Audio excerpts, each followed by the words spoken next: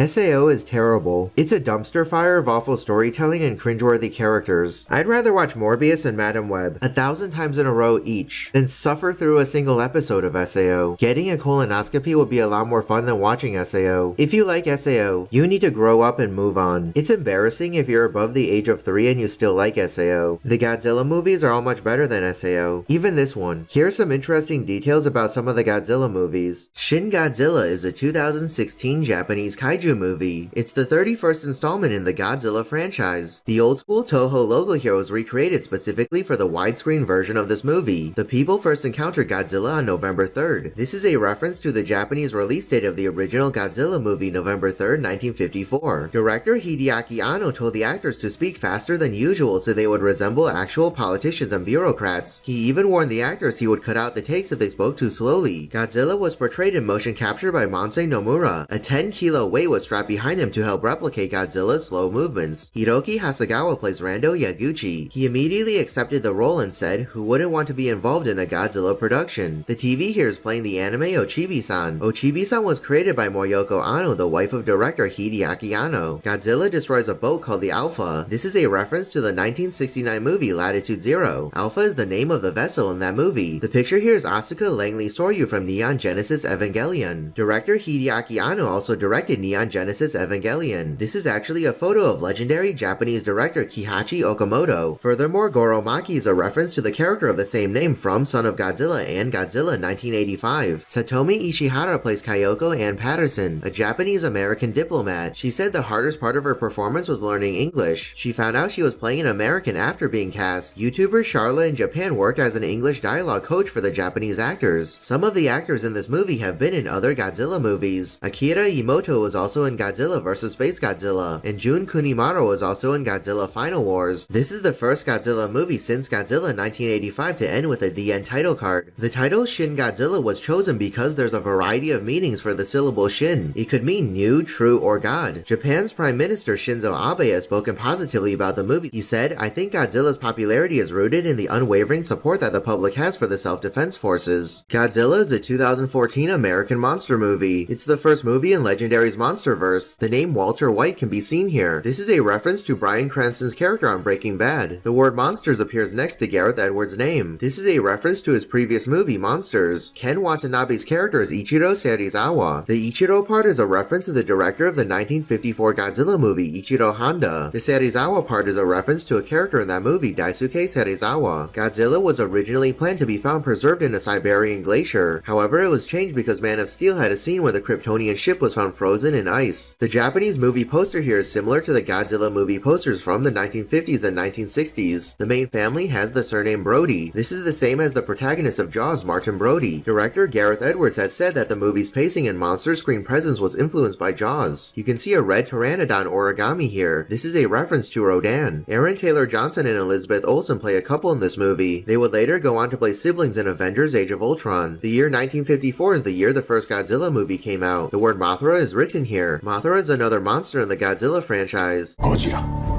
Dr. Serizawa was originally going to introduce the monster as Godzilla. However, Ken Watanabe asked the filmmakers to use the original Japanese name Gojira. Godzilla only appears in the movie for less than 12 minutes. Additionally, Godzilla's design is based on bears and Komodo dragons. The face design is based on the head of bears, dogs, and eagles. Lone Pine is a reference to the Lone Pine Mall in Back to the Future. The background song here is Giorgi Ligeti's Requiem. This is the same song used in the monolith scenes in 2001: A Space Odyssey. The dragon head here is similar to the head of King Ghidorah. Godzilla's Japanese name Gojira is a combination of the words gorilla and Kujira. Kujira is the Japanese word for whale. This is a reference to the 1933 King Kong movie. Godzilla forces the Muto's mouth open similar to how King Kong did to the T-Rex. The news banner here says King of the Monsters. This is a reference to the 1956 and 2019 movies Godzilla, King of the Monsters. Godzilla, King of the Monsters is a 2019 American monster movie. It's the third movie in Legendary's Monsterverse. Monarch is named after the monarch butterfly. The monarch emblem is even a butterfly butterfly-shaped symbol. Millie Bobby Brown plays Madison Russell. This is her feature film debut. Prior to this, she had only been in TV shows. When Madison is looking through her emails, we can see that one of the emails is from National Geographic. Furthermore, Madison has a Rick and Morty sticker on her laptop. Mothra is kept at Monarch Outpost 61. The first Mothra movie came out in 1961. Mothra first appears as a giant larva before turning into a moth. This is just like what happened in the 1961 Mothra movie. The device that allows humans to communicate with Titans is called the Orca. This is a reference to Jaws. Orca is the name of the boat in that movie. Ken Watanabe, Sally Hawkins, and David Strathairn are the only cast members returning from Godzilla 2014. Aaron Taylor Johnson and Elizabeth Olsen were not able to return due to scheduling conflicts. Monarch Outpost 54 is called Castle Bravo. Castle Bravo was the first in a series of thermonuclear weapon design tests conducted by the United States. Charles Dance plays Alan Jonah. His Long Live the King quote is a reference to his role as Tywin Lannister on Game of Thrones. The character Rick Stanton is loosely based on Rick Sanchez from Rick and Morty. Director Mike Doherty even had the character drink a lot to match Rick Sanchez. Ken Watanabe and Ziyi Zhang reunite for this movie. They previously worked together on Memoirs of a Geisha. O'Shea Jackson Jr. is a huge Godzilla fan and said that Gigan is his favorite villain. Monarch Outpost 32 is a reference to The Thing. In that movie, Outpost 31 burned down at the end, so perhaps they had to build another one. Director Mike Doherty even stated that The Thing is one of his favorite movies. King Ghidorah is given the name Monster Zero. The name comes from the Zillions in the 1965 movie Invasion of Astro Monster. Monarch's ship is called the USS Argo. In Greek mythology, Jason and the Argonauts sailed on a ship called Argo to retrieve the Golden Fleece. Jason Lyles did motion capture performance for Rodan and King Ghidorah's middle head. He also did motion capture for George and Rampage. Rodan was created at Monarch Outpost 56. The first Rodan movie came out in 1956. Mark calls King Ghidorah Big Bird. This is a reference to Sesame Street. The missile used is called the Oxygen Destroyer. The Oxygen Destroyer was the weapon used to kill Godzilla in the 1954 movie. Joe Morton plays an older Dr. Houston Brooks, a character who originally appeared in Kong Skull Island. We learn that King Ghidorah is from space. This is similar to King Ghidorah's origins from the Showa era. Alan Jonah mentions that they've opened Pandora's box. Pandora's box is an artifact in Greek mythology. Ziyi Zhang plays a set of twins. We also find out that her mother and grandmother had twins as well. This is a reference to Mothra's tiny twin female fairies. Dr. Serizawa has his pocket watch from the first Godzilla movie. We learn that his father gave him the pocket watch. You can see a statue of Pazuzu at the temple. This is a reference to the Exorcist movies. Pazuzu is the main antagonist of that series. Director Mike Doherty has stated that The Exorcist is one of his favorite movies. Rick calls the monsters Moe, Larry, and Curly. This is a reference to the Three Stooges. During the final battle, the statue of Paul Revere can be seen. This is actually one of the most photographed sculptures in Boston. Godzilla turns into Burning Godzilla. This is from the 1995 movie Godzilla vs. Destoroyah. The end credits hint at a fight between Godzilla and King Kong. The next movie in the MonsterVerse franchise is going to be Godzilla vs. Kong. Gareth Edwards was originally going to return as the director. However, he decided to direct Rogue One, a Star Wars story instead. TJ Storm plays Godzilla via motion capture. He also did motion capture for Godzilla in the 2014 movie. Kyle Chandler binge-watched all the other Godzilla movies after being cast in this movie. This movie has the exact same monster lineup as the 1964 movie Ghidorah, the Three-Headed Monster. If you're looking for another good show to watch, I'd recommend checking out Survivor. Here's how to beat the auctions. Hey, in this video, we're going to be talking about how to beat the auctions in Survivor. The auction is a crucial part of the game, as it can give players a chance to win valuable items and advantages that can help them in their quest for the $1 million